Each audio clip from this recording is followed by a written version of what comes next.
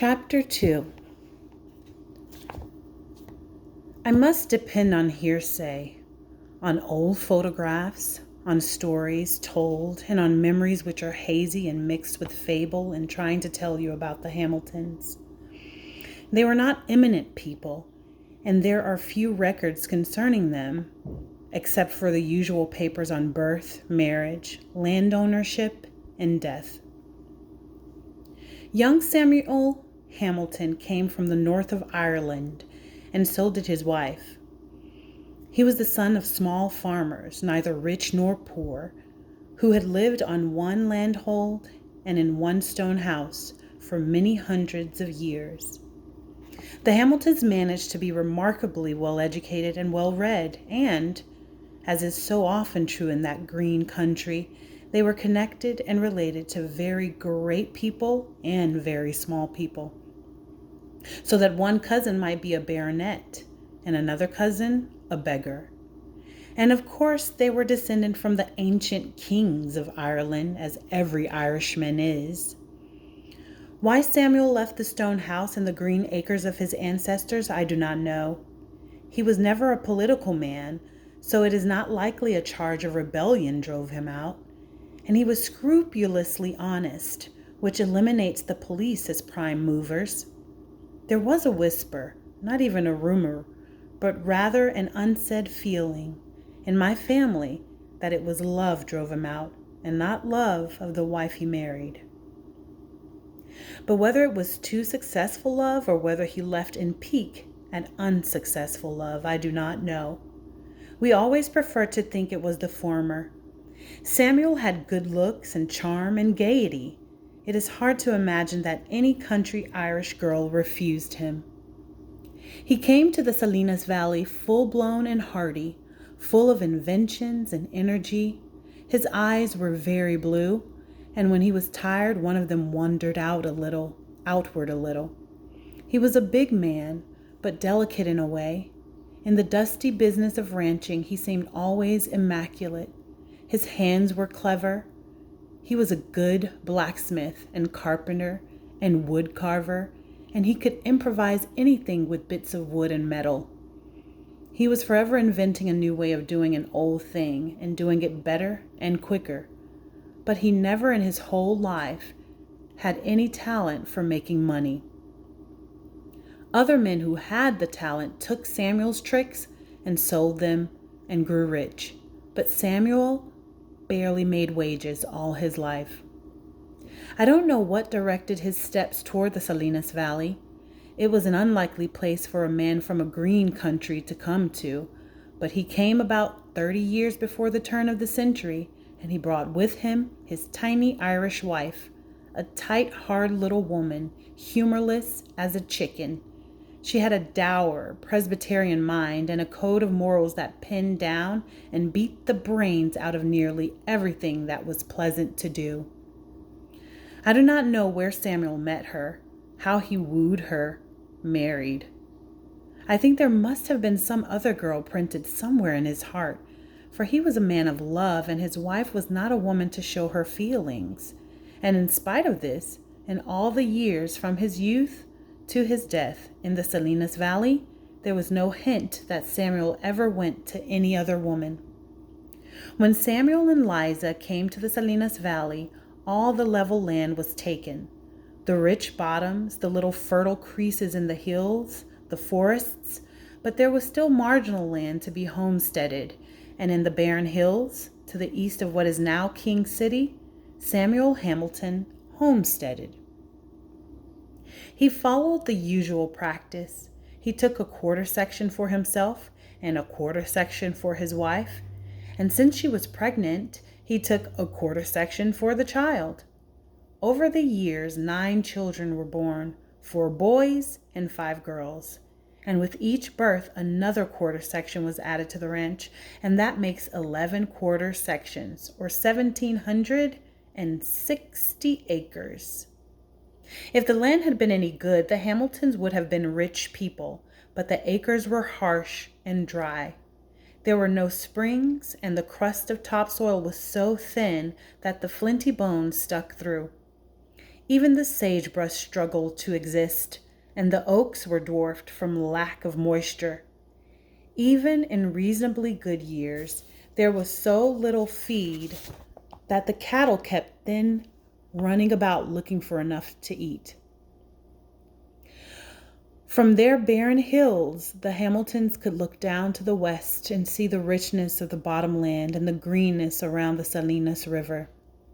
Samuel built his house with his own hands, and he built a barn and a blacksmith shop.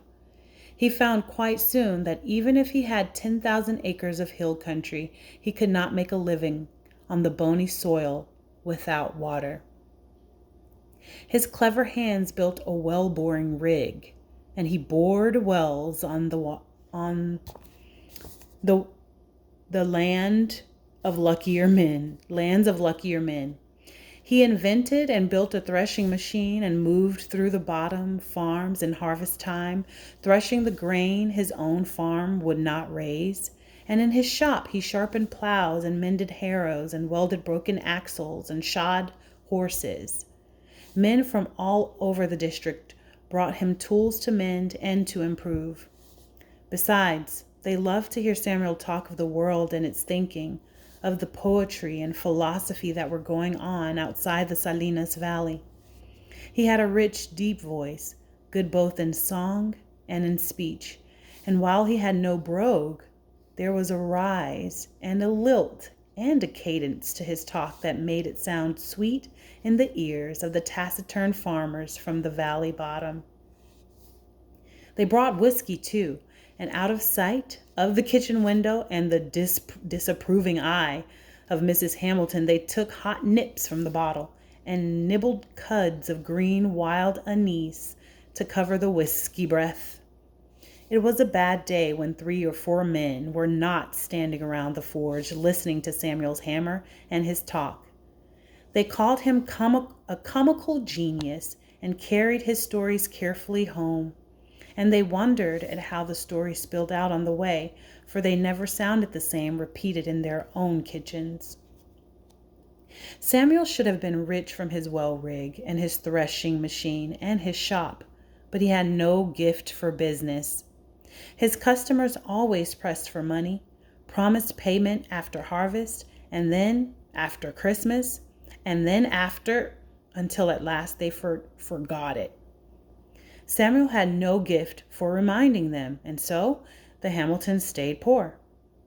The children came along as regularly as the years. The few overworked doctors of the country did not often get to the ranches for a birth unless the joy turned nightmare and went on for several days.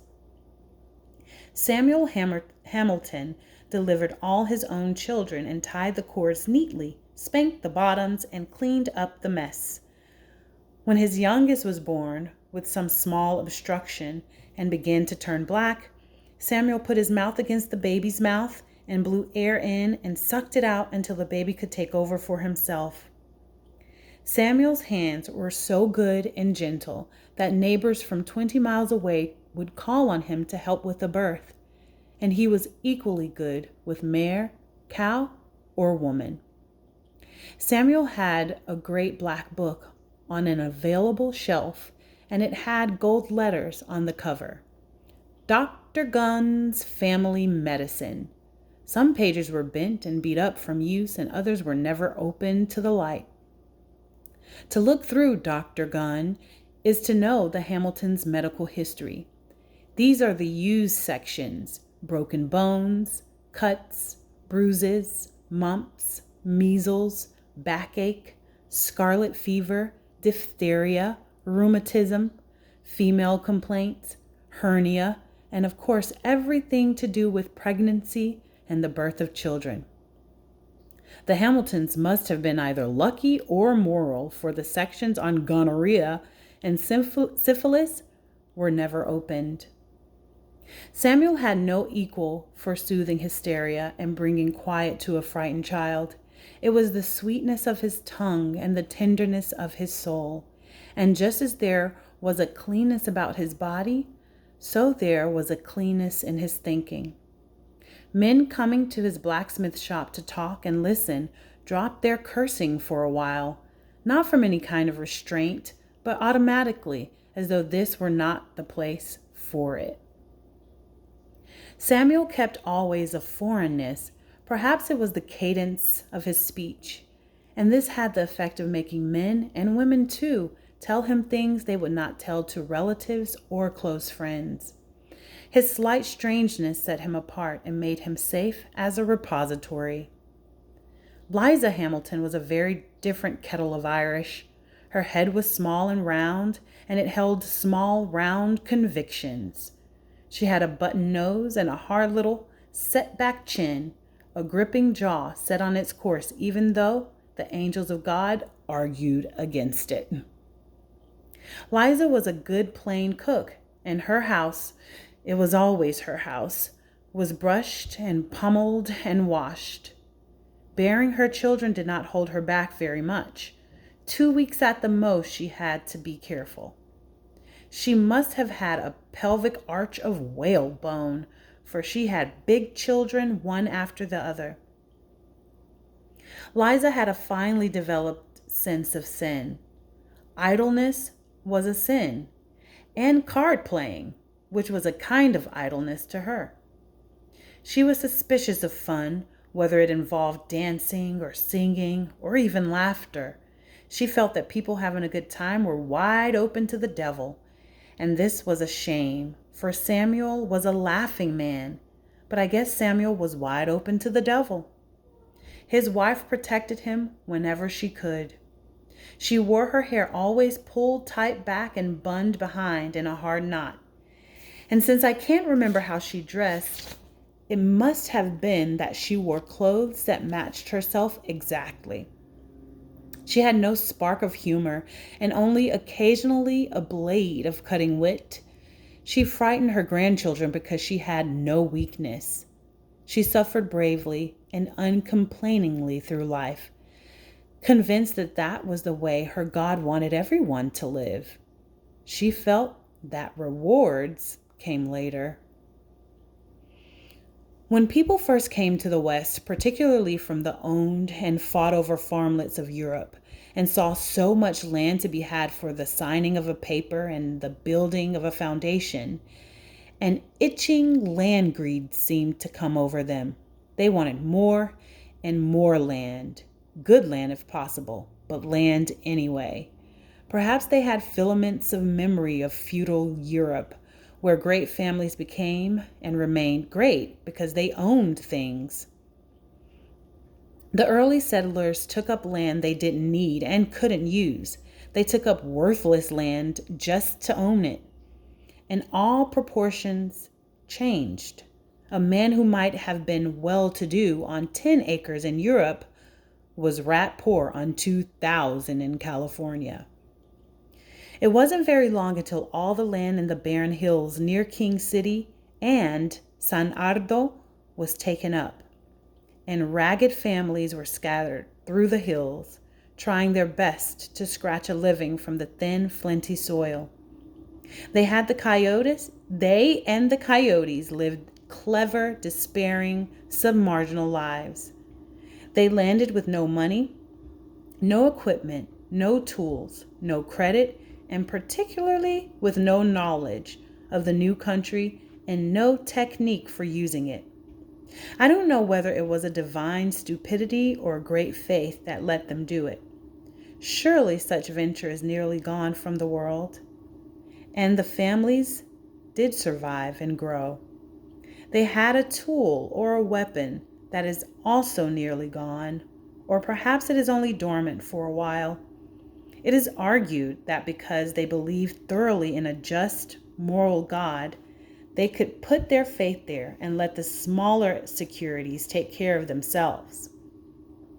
But I think that because they trusted themselves and respected themselves as individuals, because they knew beyond doubt that they were valuable and potentially moral units, because of this, they could give God their own courage and dignity and then receive it back. Such things have disappeared, perhaps because men do not trust themselves anymore. And when that happens, there is nothing left except perhaps to find some strong, sure man, even though he may be wrong, and to dangle from his coattails.